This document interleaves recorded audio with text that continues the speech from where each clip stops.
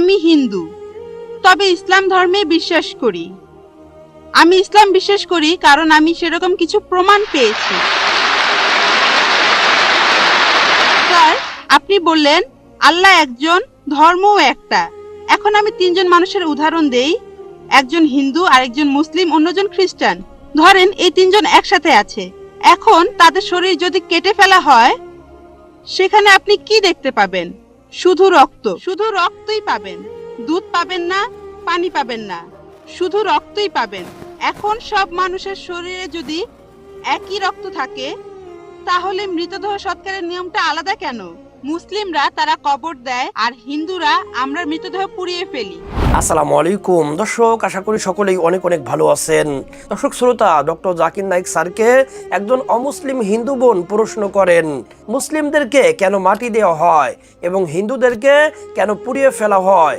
জবাবে doctor Zakir Naik sir এত সুন্দর উত্তর দিয়েছে, মাশাআল্লাহ, আলহামদুলিল্লাহ। উত্তর শুনে অমুসলিম হিন্দু বোনটি অবাক হয়ে গিয়েছে।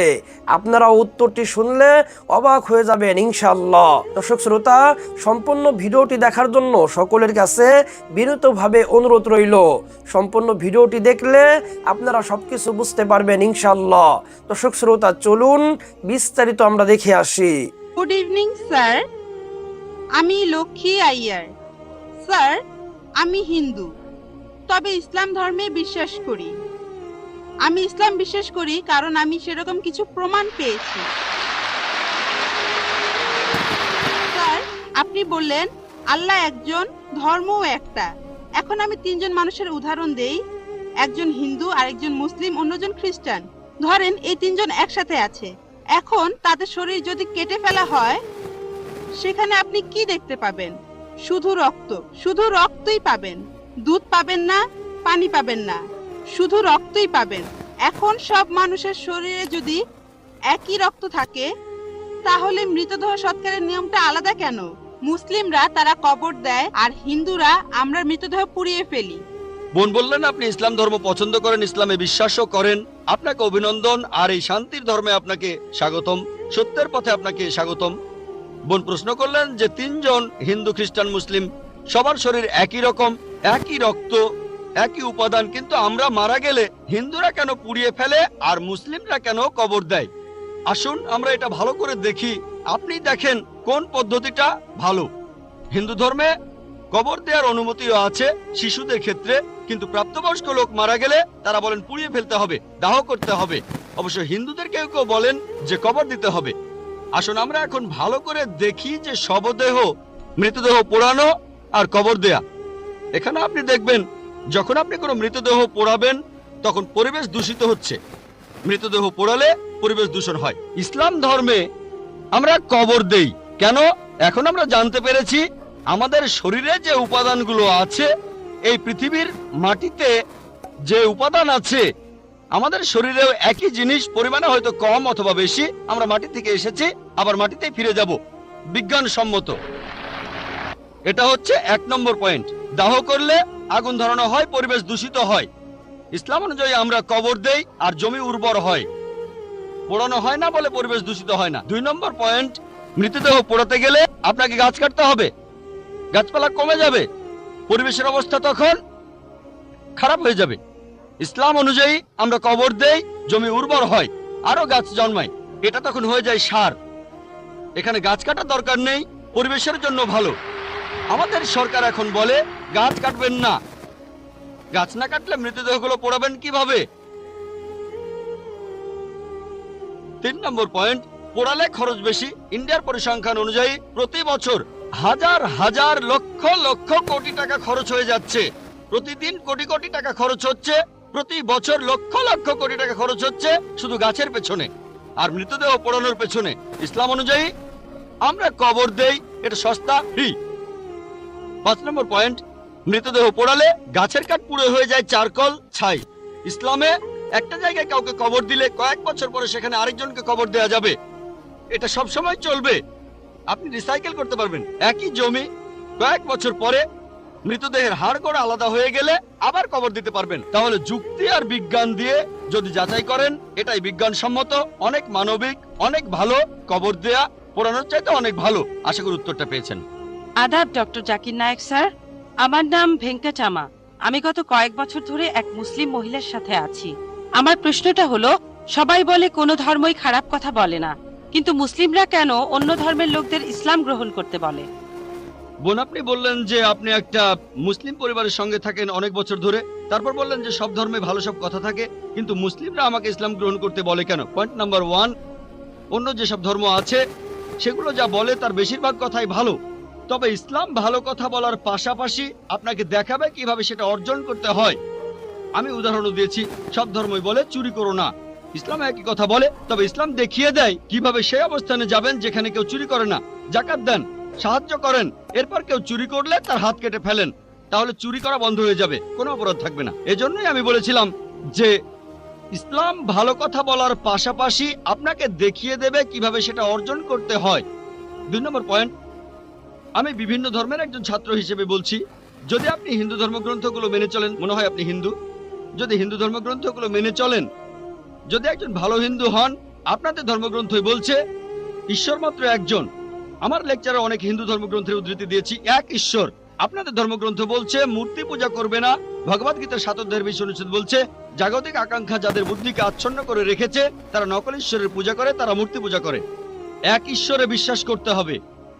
আজকে আমার লেকচারে বলেছিলাম বিশ্বাস করতে হবে অন্তিম ঋষিকে, কল্কি অবতার, যার বাবার নাম হবে বিষ্ণুইয়াস আব্দুল্লাহ, তার মায়ের নাম হবে সুমতি আমিনা।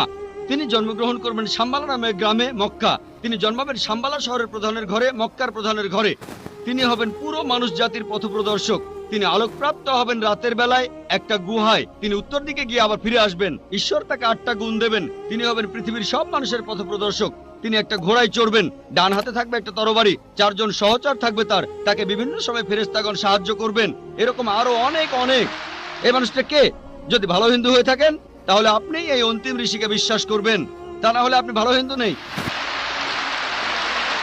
যদি ভালো হিন্দু হয়ে থাকেন তাহলে এক ঈশ্বর বিশ্বাস করবেন, তাহলে আপনি মূর্তি পূজা করবেন না। নাতাস্তি প্রতিমা আস্তি, মহান ঈশ্বর, তার কোনো প্রতিমা নেই, তার কোনো প্রতিমূর্তি নেই, তার কোনো ছবি নেই, তার কোনো ফটোগ্রাফ নেই, তার কোনো ভাস্কর্য নেই। আর আমি বিতর্ক করেছি পণ্ডিতদের সাথে, হিন্দু পণ্ডিত, ওনারা শঙ্করাচার্য অনেক, সেখানে আমি কথা বলেছি। কোন শঙ্করাচার্যই আমাকে বলেননি ভাই আপনি ভুল বলেছেন, কেউ না। একটা বিতর্ক করেছিলাম শ্রী শ্রী রবিশঙ্করের সাথে 21শে জানুয়ারিতে। তিনি ইন্ডিয়ায় হিন্দুদের মাঝে খুবই জনপ্রিয় গুরু, আর্ট অফ লিভিং। আমি তাকে বলেছিলাম আর্ট অফ লিভিং এর শ্রেষ্ঠ বই হলো এই পবিত্র কোরআন। আমি তাকে মুসলিমদের এই আর্ট অফ লিভিং এ আমন্ত্রণ জানিয়েছিলাম। আমরা সংখ্যায় এখন 130 কোটি, 130 কোটি মুসলিম। আমি তাকে আমন্ত্রণ জানিয়েছিলাম, যদি তিনি ধর্মগ্রন্থগুলো মানেন, তিনি বেদের উপরে একজন বিশেষজ্ঞ, তাকে এটা মানতেই হবে। একইভাবে বোন, আপনাকে বুঝতে হবে অন্য সব ধর্মগ্রন্থগুলো হয়তো আল্লাহর বাণী আপনি বলছেন, সময় বদলানোর সাথে সাথে সেগুলোও কিন্তু বদলে গেছে। স্বামী বিবেকানন্দ বলেছেন বেদের 99%ই হারিয়ে গেছে, বাকি যে 1% আছে সেটা আমাদের কঠোরভাবে মানতে হবে। কঠোরভাবে মানে অন্তিম ঋষিকেও মানতে হবে। তাহলে কঠোরভাবে মানলে আপনি মুহাম্মদ সাল্লাল্লাহু আলাইহি সাল্লামকেও মানবেন, আপনি কোরআনকেও মানবেন। আর আমি আপনাকে এখানে আমন্ত্রণ জানাচ্ছি, এই শান্তির ধর্মে আমন্ত্রণ জানাচ্ছি, যাতে করে আপনি আল্লাহর কাছাকাছি আসতে পারেন। গুড ইভিনিং স্যার, আমার নাম সুতপা সরকার। আমি পেশায় একজন শিক্ষিকা। আপনাকে আমি একটা প্রশ্ন করতে চাই। ইসলাম ধর্মে কর্ম আর মোক্ষ লাভ সম্পর্কে কি বলা আছে, আর এক্ষেত্রে হিন্দু ধর্মের ধারণার সাথে পার্থক্যটা কি? বোন, আপনি প্রশ্ন করলেন ইসলামে কর্ম আর মোক্ষ লাভ সম্পর্কে কি বলা হয়েছে। হিন্দু ধর্মগ্রন্থ অনুযায়ী কর্ম মানে কাজ, আমরা যে কাজগুলো করি, অ্যাকশন, এই কর্ম করতে হবে ধর্ম অনুযায়ী।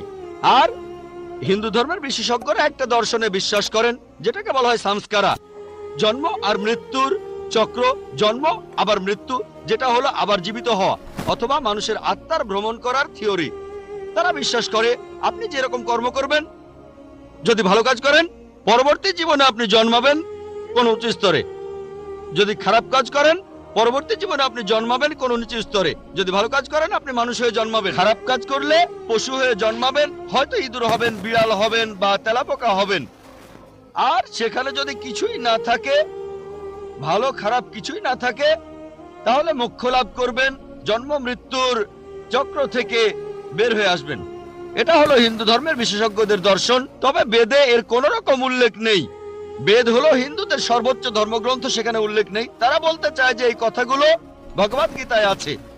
ভগবদ গীতায় বলা হয়েছে 2 নম্বর অধ্যায়ের 22 নম্বর অনুচ্ছেদে, যেভাবে একটা শরীর পোশাক বদলায় তারপরে নতুন পোশাক পরে, একইভাবে আত্মা নতুন শরীরে প্রবেশ করে।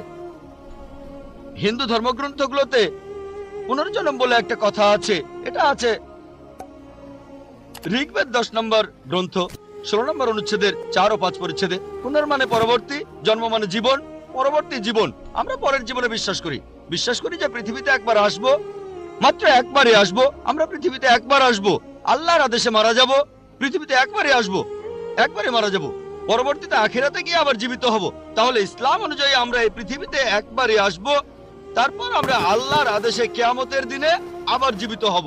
কাজের উপর নির্ভর করে বেহেশত বা দোজখে যাবেন, স্বর্গ বা নরকে। বেদ এমন কথাই বলছে, কিন্তু তারা এটা বোঝে না, হিন্দু বিশেষজ্ঞরা, যে কেন মানুষ জন্মায় বোবা হয়ে, জন্মায় অন্ধ হয়ে, কেউ গরিব হয়, আবার কেউ ধনী হয়, কেউ বা স্বাস্থ্যবান। ঈশ্বর তো কোনো অন্যায় করেন না। তাই তারা একটা দর্শন আনলো যে জন্ম মৃত্যু, আত্মার ভ্রমণ করে বেড়ানো। বেদের কোথাও এই কথার উল্লেখ নেই। এমনকি ভগবদ গীতাও এমন কথা বলছে, পুরনো পোশাক বাদ দিয়ে শরীর যেমন নতুন পোশাক পরে, একইভাবে আত্মা পুরনো শরীর ছেড়ে নতুন শরীরে যায়। একবার, আমার কোনো আপত্তি নেই, একবার মারা যাবেন, একবারই পুনরুজ্জীবিত হবেন। তবে ইসলামে এই প্রশ্নটার উত্তর রয়েছে। হিন্দু বিশেষজ্ঞরা এটা বুঝতে পারে না যে ঈশ্বর কেন এমন করবেন। কিছু মানুষ জন্ম থেকে বোবা, কেউ বা স্বাস্থ্যবান, কারো হার্টের সমস্যা, কেউ গরিব আবার কেউ ধনী। ইসলাম বলে, পবিত্র কোরআনের সূরা মুলকের 2 নম্বর আয়াতে উল্লেখ করা হয়েছে, আল্লাহ জি খালাকাল মাউতা ওয়াল হায়াতা, আল্লাহ সৃষ্টি করেছেন জীবন ও মৃত্যু তোমাদেরকে পরীক্ষা করার জন্য। এই জীবনটা পরকালের জন্য পরীক্ষা। এখন কেউ হয়তো জন্মায় গরিব হয়ে, কেউ ধনী হয়ে। ধনীদের ক্ষেত্রে কোরআন বলছে তাদেরকে যাকাত দিতে হবে। যদি আপনার সঞ্চয় 85 গ্রাম স্বর্ণের চাইতে বেশি হয়, নিসাবের তুলনায় বেশি হয়, তাহলে 2.5% জাকাত প্রতি হিজরি সালে দিতে হবে।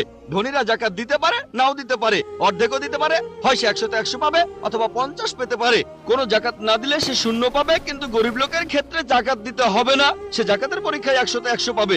দর্শক শ্রোতা, আশা করি সম্পূর্ণ ভিডিওটি শেষ পর্যন্ত দেখেছেন এবং ডক্টর জাকির নায়েক স্যার অমুসলিম হিন্দু বোনকে কি জবাব দিয়েছে আপনারা বুঝতে পেরেছেন। দর্শক শ্রোতা, আপনারা সকলেই ডক্টর জাকির নায়েক স্যারের জন্য দোয়া করবেন। আল্লাহ তাআলা যেন ডক্টর জাকির নায়েক স্যারকে সর্বাবস্থা হিফাজত করে। আল্লাহ তাআলা যেন ডক্টর জাকির নায়েক স্যারকে হায়াতে তয়্যিবা দান করে। প্রিয় দর্শক শ্রোতা, ভিডিওটি এ পর্যন্তই। ভিডিও নিয়ে আপনার কোনো মতামত থাকলে আপনার মতামত অবশ্যই কমেন্ট সেকশনে জানিয়ে দিতে পারেন। ভিডিওটি ভালো লাগলে শেয়ার করে দিন। আপনি আমার চ্যানেলে নতুন হয়ে থাকলে চ্যানেলটি সাবস্ক্রাইব করার অনুরোধ রইল। ভালো থাকুন, সুস্থ থাকুন, এই দোয়া রইল। বেঁচে থাকলে পরে ভিডিওতে দেখা হবে। আসসালামু আলাইকুম ওয়া রাহমাতুল্লাহ।